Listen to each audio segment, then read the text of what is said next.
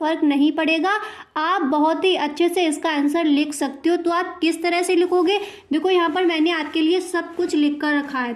तो क्रिया दी गई है और आपको इसको संतुलित करना बिल्कुल भी नहीं आता, आपको नहीं पता इसको हम किस तरह से संतुलित करेंगे, इसमें क्या किया जाएगा। Hello everyone, I am Suga, welcome back. तो कैसे हो आप सब, आई होप आप सब अच्छे होंगे। स्वागत है आप सभी का आपके अपने एसपी स्टडी यूट्यूब चैनल पर। तो गाइस आज हम आपको बताएंगे कि बिल्कुल बिना पढ़े, गाइस अगर अभी तक आपने बिल्कुल भी नहीं पढ़ा है तो आप केमिस्ट्री में कैसे पास हो सकते हो, वही आज हम आपके लिए ट्रिक लेकर आए हैं। गाइस अगर आपने इस ट्रिक को अपनी कॉपी, बोर्ड एग्जाम की कॉपी में अगर आपने इस ट्रिक को लगा दिया तो 100% आप मेरा यकीन मानिए आप केमिस्ट्री के पेपर में बहुत ही अच्छे नंबर से पास हो जाओगे। टीचर आपको खुश होकर बहुत ही अच्छे नंबर देगा।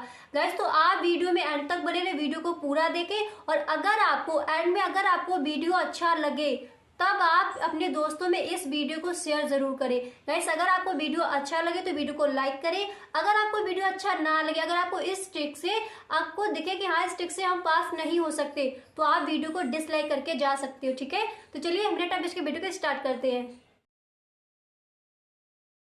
तो गाइस देखिए ये मैंने लिया है केमिस्ट्री का पेपर, ठीक है। इसको ही हम हल करके आपको बताएंगे कि वो ट्रिक लगाकर आप किस तरह से पेपर को पूरा हल करोगे और पूरे मार्क्स अपने आप कवर कर सकते हो, पूरे मार्क्स आप अपने लाओगे यूपी बोर्ड की कॉपी में, ठीक है। आप पूरे नंबर अपने ला सकते हो अगर आपने इस ट्रिक को बिल्कुल सही ढंग से अपनी बोर्ड की कॉपी में अगर आपने लगा दिया। तो चलिए स्टार्ट करते हैं। तो यहाँ पर देखिए आपका ये क्वेश्चन नंबर 5 में जैसे दिया गया है, कोई भी आपका क्वेश्चन हो आप इसी ट्रिक का यूज़ करोगे, ठीक है। तो जैसा कि आपका ये दिया गया है कि पायस से आप क्या समझते हैं, उसकी उपयोगिता दैनिक जीवन में स्पष्ट कीजिए। इस तरह से आपका ये क्वेश्चन दिया गया है। यही क्वेश्चन नहीं, कोई सा भी आपको प्रश्न दिया जाए तो जो भी अभी हम आपको ट्रिक बताएं उस ट्रिक को अगर आपने फॉलो कर दिया तो मेरा यकीन मानिए 100% आप बहुत ही अच्छे नंबर से पास हो जाओगे, ठीक है। तो यहाँ पर देखिए ये वाला क्वेश्चन दिया गया है। अब हम आपको बताएंगे इसका आंसर आपको बिल्कुल भी नहीं पता है तो आप इसका आंसर किस तरह से लिख सकते हो, ठीक है। आपको नहीं पता कि पायस क्या होता है, उसकी उपयोगिता, यानी कुछ भी आपको इसका आंसर नहीं पता है तो इससे कोई फर्क नहीं पड़ेगा, आप बहुत ही अच्छे से इसका आंसर लिख सकते हो। तो आप किस तरह से लिखोगे, देखो यहाँ पर मैंने आपके लिए सब कुछ लिख कर रखा है। तो देखिए गाइस सबसे पहले आपको यहाँ पर डालना है प्रश्नोत्तर। देखिए मैंने 5 में का खा लिखा है तो सबसे पहले आप पहला प्रश्न हल करोगे तो आप डालोगे प्रश्न नंबर 1 का, ठीक है। तो यहाँ पर मैं ये 5वां हल कर रही हूँ पहले, ठीक है, मतलब मैं आपको बता रही हूँ कि किस तरह से आपको ये लिखना है, ठीक है। तो सबसे पहले देखो यहाँ पर अपना क्वेश्चन दोबारा से पढ़ो, क्या दिया गया है कि पायस से आप क्या समझते हैं, उसकी उपयोगिता दैनिक जीवन में स्पष्ट कीजिए, इस तरह से दिया गया है।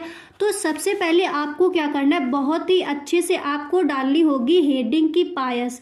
इस तरह से आपको हेडिंग डालनी, कोई भी आपका क्वेश्चन हो जैसे पूछा गया है तो उसकी आपको पहले हेडिंग डालनी है। मैंने यहाँ पर देखिए डाल दी है, ठीक है। तो इस तरह से आपको हेडिंग डाल देनी है और उसके बाद आपको क्या करना है, आपको इस तरह से लिखना है। देखो पायस को इस तरह परिभाषित किया जाता है, यानी आप लिख सकते हो पहले कि पायस को इस तरह भी हम परिभाषित कर सकते हैं। जैसे आपको बिल्कुल भी इसका डेफिनेशन नहीं पता है, यानी पायस हम किसे कहते हैं, पायस से हम क्या समझते हैं, आपको कुछ नहीं पता तो उससे कोई फर्क नहीं पड़ता। आपको क्या करना है, आपको उसका तरीका पता होना चाहिए कि हम इसको किस तरह से बनाकर लिख सकते हैं कि एग्जामिनर जब हमारी कॉपी को चेक करे तो खुश होकर हमको वो पूरे नंबर ही देकर जाए।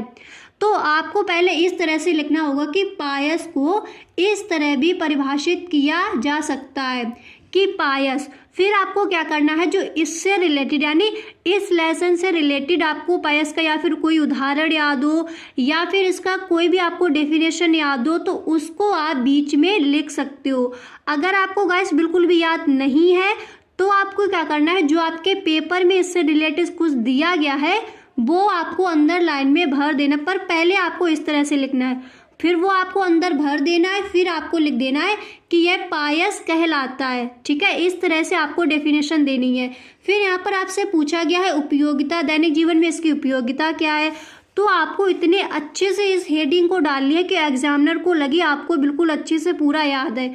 उसको लगे कि ये एक टॉपर की कॉपी है और बिल्कुल अच्छे से लिखा भी गया है, ठीक है। तो ये आप करके स्केच ले लीजिए, उसके हेल्प से आपको लिखना है। यहाँ पर मैंने ब्लैक पेन का यूज़ किया है, आप ब्लैक स्केच का यूज़ करोगे, ठीक है। और जैसा मैंने यहाँ पर लिखा है बिल्कुल सेम आपको इसी तरह से यहाँ पर लिखना होगा, ठीक है। तो आपको हेडिंग डालनी होगी दैनिक जीवन में उपयोगिता, और फिर आपको इस तरह से लिखा है, देखिए दैनिक जीवन में इसका उपयोग निम्न प्रकार से किया जाता है, इस लाइन को लिखना है। और फिर आपको लिख देना है वह इस प्रकार है, और फिर आपको मतलब इससे रिलेटेड जो आपका पायस दिया गया, इससे रिलेटेड जो भी आपका दिया गया हो पेपर में उसको आपको लिख देना। अगर इससे रिलेटेड नहीं भी दिया गया तो आपको क्या करना है, 2-3 लाइनें आपको अपने पेपर से उठानी है और यहाँ पर आपको लिख देनी है पॉइंट बाय पॉइंट डालकर। इस तरह से आपको इसका आंसर देना है, ठीक है। तो ये हमारा हो गया जो 5वें का जो का था वो आपको इस तरह से लिखना है। तो देखिए एग्जाम में यहाँ पर ये 2 नंबर का दिया गया है, तो एग्जामिनर क्या करेगा, आपको 1 नंबर तो 100% देकर ही जाएगा। तो इससे आप बहुत ही अच्छे नंबर से केमिस्ट्री में पास हो सकते हो। अब हम देखते हैं अगला क्वेश्चन यहाँ पर हमारा क्या दिया गया, ठीक है। तो देखिए यहाँ पर हमारा जो अगला क्वेश्चन है वो दिया गया है निम्नलिखित अवक्रिया को संतुलित कीजिए, ठीक है। ये वाला क्वेश्चन दिया गया है। तो जैसे ये आपकी अवक्रिया दी गई है और आपको इसको संतुलित करना बिल्कुल भी नहीं आता, आपको नहीं पता इसको हम किस तरह से संतुलित करेंगे, इसमें क्या किया जाएगा। तो आपको क्या करना है, यहाँ पर देखिए मैंने आपके लिए पूरा लिख कर रखा है, ठीक है। तो देखिए आपको क्या करना है, पहले तो बहुत ही अच्छे राइटिंग में आपको डाला है प्रश्नोत्तर, ठीक है। स्केच की हेल्प से आप डालोगे, जो आप ब्लैक स्केच लेकर जाओगे उससे आप लिखोगे प्रश्नोत्तर 5वें का खा। आपका कोई सा भी जैसे आपका प्रश्न है उसका आपको नंबर डालना है, इस तरह से आप लिखोगे, ठीक है। और उसके बाद देखिए जो आपका ये रिएक्शन दिया गया है इसको ही आपको लिख देना, एकदम बिल्कुल सही ढंग से लिखना है, कहीं पर भी कोई मिस्टेक नहीं करना। जैसे आपका ये दिया गया है बिल्कुल सही से इसी तरह से आपको लिख देना है, ठीक है। और इसके लिखने के बाद आपको लिखना है यहाँ पर संतुलित करने पर, ठीक है। अगर आपको इस रिएक्शन में थोड़ा बहुत भी इसको आता है करना तो आप कर दीजिए संतुलित करने पर। इसके बाद आपको नीचे मतलब लिख देना है। अगर आपको बिल्कुल भी नहीं आ रही है तो आपको क्या करना है, इसी तरह से यहाँ पर आपको इसको लिख देना है। मतलब जैसे यहाँ पर ये रिएक्शन दी गई है, ठीक है। तो आप क्या करोगे, इसका इधर कर दो और इसका इधर करके आप लिख सकते हो। तो मतलब आपको क्या करना है, बिल्कुल खाली पेज नहीं छोड़ना, आपको कुछ ना कुछ लिख कर ही आना है। तो इस तरह से क्या होगा, एग्जामिनर आपको 100% नंबर देकर ही जाएगा। पहले आप इसको लिखोगे, फिर आप लिखोगे संतुलित करने पर, और फिर आप इसको नीचे लिख दोगे अगर आपको बिल्कुल भी नहीं पता है। गैस अगर आपको पता है थोड़ा बहुत तो आप उस तरह से लिखोगे, अगर बिल्कुल भी नहीं आ रहा मतलब आपको समझ में ही नहीं आ रहा कि हम इसको किस तरह करें तो फिर आप इसी तरह से इसको लिख सकते हो, ठीक है। अब हम देखते हैं आपका यहाँ पर अगला क्वेश्चन क्या दिया गया। देखिए अब आपका यहाँ पर जो अगला क्वेश्चन है वो पूछा गया है। देखिए प्रश्नोत्तर घ नंबर आपका यहाँ पर दिया गया है कि लेंथेनाइट संकुचन क्या है, उसका कारण उदाहरण देकर समझाइए। इस तरह से आपसे यहाँ पर क्वेश्चन आस्क किया गया। गाइस ये क्वेश्चन जैसे मैं आपको बता रही हूँ और आपका कोई अलग टाइप का जैसे क्वेश्चन आ गया, ठीक है। तो आपको जो मैं इसमें ट्रिक बता रही हूँ आगे जो भी मैं आपको और एक और ट्रिक बताऊंगी तो उसको आपको बिल्कुल इसी तरह से लगाना है, चाहे क्वेश्चन आपका कोई सा भी हो। आगे भी हम आपको बताएंगे, आपको जैसे दिया जाता है कि चित्र की सहायता से ये क्लोरीन का वो बनाइए, तो वो आप किस तरह से बनाओगे वो अभी हम आपको आगे बताएंगे, तो आप वीडियो में अंत तक बने रहे, ठीक है। तो यहाँ पर देखिए दिया गया है कि लेंथेनाइट संकुचन क्या है, उसका कारण उदाहरण देकर समझाइए। तो अगर आपको इस टाइप का कोई भी क्वेश्चन मिलता है तो आप इसको सॉल्व कैसे करोगे, देखिए मैंने आपके लिए पूरा लिख कर रखा है पहले से ही, ठीक है। तो आपको हेडिंग डालनी होगी लेंथेनाइट संकुचन, ठीक है। और इसके बाद आपको क्या करना है, देखो इस तरह से इसका आपको आंसर देना है। पहले आपको डालना है लेंथेनाइट संकुचन, इस तरह से आपको हेडिंग डालनी है स्केच की हेल्प से, और इस तरह से आपको नीचे लाइन करनी है, इस तरह से आपको करना है, ठीक है। जैसा मैं बता रही हूँ बिल्कुल सेम आपको इसी तरह से करना है। अगर आपको केमिस्ट्री में बिल्कुल बिना पढ़े पास होना है तो गाइस इस ट्रिक को आप बिल्कुल सही ढंग से यूज़ करोगे, ठीक है। तो फिर आपको यहाँ पर लिखना होगा लेंथेनाइट संकुचन वह संकुचन है जो इस तरह से आप लिखोगे। जैसे आपसे पूछा गया है क्वेश्चन तो आप आंसर इस तरह से दोगे कि लेंथेनायड संकुचन वह संकुचन है जो, और फिर जैसे आपको कुछ भी इसके बारे में याद है, लेंथेनायड दिया गया है, आपको इसका एग्जाम्पल याद हो या फिर इसकी डेफिनेशन याद हो, तो अगर आपको कुछ याद है तो वो आपको अंदर यहाँ पर ये फिल कर देना है।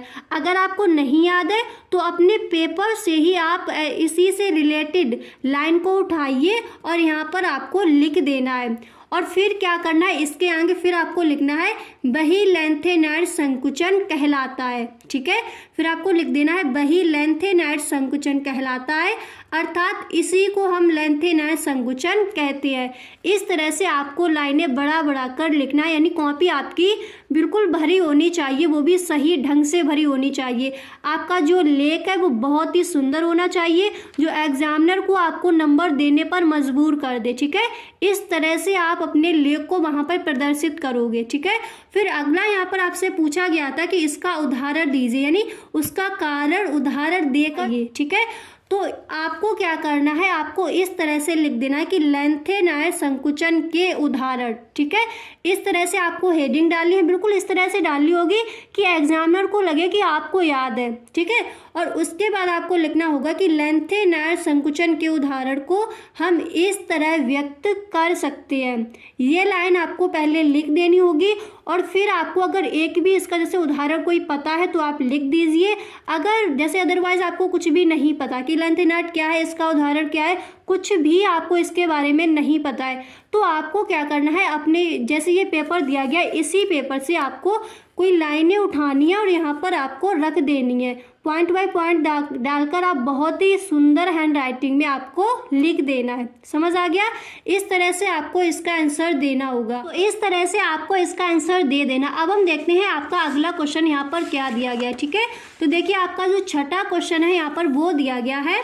देखिए पहले तो प्रथम कोट की अवक्रिया अथवा में आपका ये दिया गया है कि अवक्रिया की आणविकता एवं कोट में अंतर लिखिए और सक्रिय ऊर्जा से आप क्या समझते हैं और आर्यनीय समीकरण समझाइए। तो इस तरह से आपका ये क्वेश्चन दिया गया है। अब हम आपको बताएंगे कि इसका आंसर आप किस तरह से दोगे और किस तरह से आप सजाकर लिखोगे कि एग्जामिनर आपको नंबर देकर ही जाएगा। ठीक है, तो देखिए मैंने पूरा आपको क्या करना है, सबसे पहले आपको क्या करना है, यहाँ पर डालना है प्रश्नोत्तर, जो भी आपकी प्रश्नोत्तर की संख्या है वो आपको यहाँ पर डाल देनी है। उसके बाद आपको क्या करना है, आपको हेडिंग डालनी होगी, बहुत ही अच्छे से डालनी है आपको हेडिंग।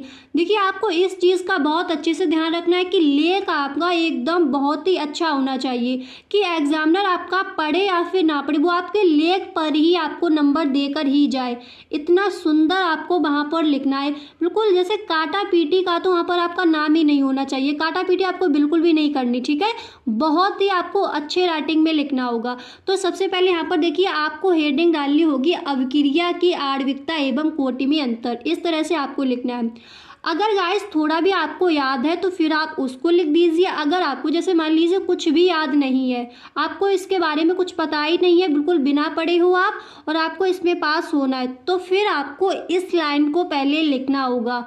इस तरह से लिखना है कि अवक्रिया की आणविकता एवं कोटि में निम्नलिखित अंतर पाए जाते हैं जो इस प्रकार है। इस तरह से आपको लिखना है। आपका लेख आप याद रखिए कि बहुत ही सुंदर होना चाहिए।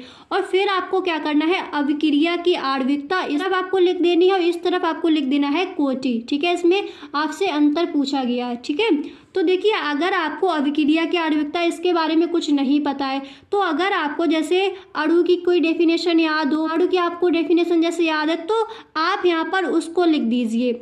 और इधर भी जैसे कोटि से संबंधित आपको शून्य कोटि की अवक्रिया जैसे याद है, तो उसको आप यहाँ पर ऐसे लिख दीजिए। तो इस तरह से आपको इन दोनों में लिख देना। जैसे देखिए आपको कुछ तो याद होगा ही, ऐसा तो है नहीं कि आपको बिल्कुल भी कुछ याद ही नहीं है पूरी कॉपी में। तो जो आपको इस पार्ट से रिलेटेड याद होगा उसी को आपको इधर और उधर लिख देना है। ठीक है, यानी इससे रिलेटेड आपको लिख देना है। ठीक है, इस तरह से इसके आपको अंतर को लिखना है। फिर इसमें देखिए आपका क्वेश्चन क्या दिया गया है, फिर इसमें आपका क्वेश्चन कहा गया है कि ऊर्जा यानी सक्रिय ऊर्जा से आप क्या समझते हैं। ठीक है, तो अगर आपको देखिए सक्रिय ऊर्जा नहीं पता है, तो अगर आपको ऊर्जा पता है, हेडिंग आपको डालनी होगी कि सक्रिय ऊर्जा, सॉरी यहाँ पर मैंने ऊर्जा लिख दिया, ठीक है।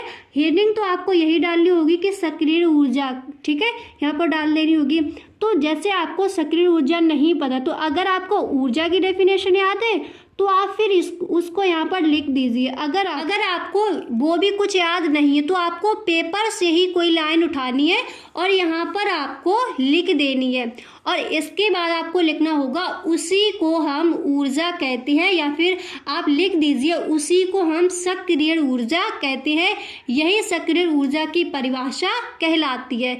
इस तरह से आपको लाइनें बढ़ाकर लिखनी है कि एग्जामिनर को लगे हाँ आपको सारी ये डेफिनेशन याद थी, आपने पेपर को बहुत ही अच्छे से बहुत ही सुंदर हैंड राइटिंग में लिखा है। इस तरह से आपको करना है।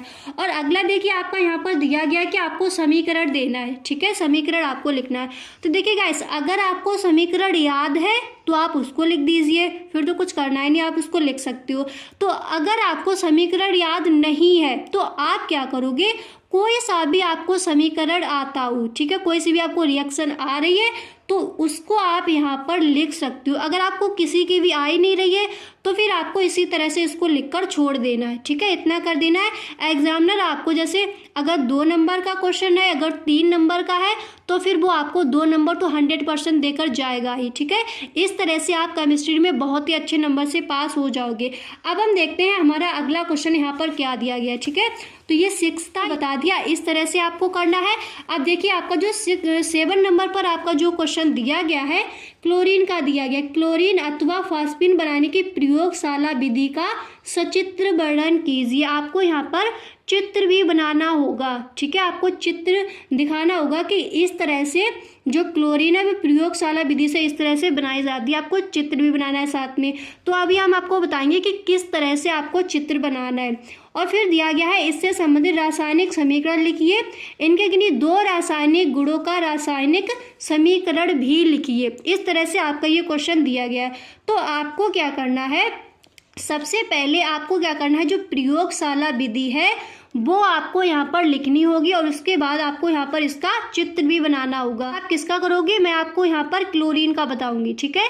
तो आपको वो किस तरह से लिखना है, तो देखिए अगर आपको क्लोरीन की जो प्रयोगशाला विधि है गाइस अगर आपको याद है तब तो आप लिख ही दोगे। अगर आपको जैसे बिल्कुल भी याद नहीं है, आपको नहीं पता कि क्लोरीन को बनाने की विधि कौन सी है, तो गाइस जैसे किसी और की आपको बनाने की विधि पता है, ठीक है, तो उस विधि को आप यहाँ पर लिख दीजिए, और जो हेडिंग है वो आपको यही डालनी है कि क्लोरीन बनाने की प्रयोगशाला विधि। ये मैंने क्लोरीन बनाने की ही प्रयोगशाला विधि यहाँ पर लिखी है, ठीक है। तो जैसे आपको बिल्कुल भी नहीं पता कि क्लोरीन को प्रयोगशाला में किस तरह बनाया जाता है, इसकी विधि को हम किस तरह लिखेंगे, तो इतना तो आप लिख ही सकते हो। इतना आप लिख देंगे कि प्रयोगशाला में क्लोरीन को, मतलब आपको कोई सा भी जैसे फॉर्मूला याद है वो आप ऐड कर दीजिए। यहाँ पर मैंने क्लोरीन बनाने की विधि लिखी है। तो गाइज अगर अभी तो आपका टाइम है तो आप ये इसको याद कर सकती हो, कोई सी भी विधि आप याद कर लीजिए। जैसे क्लोरीन की आ रही है तो आप वहाँ पर क्लोरीन की ही विधि को लिख सकती हो।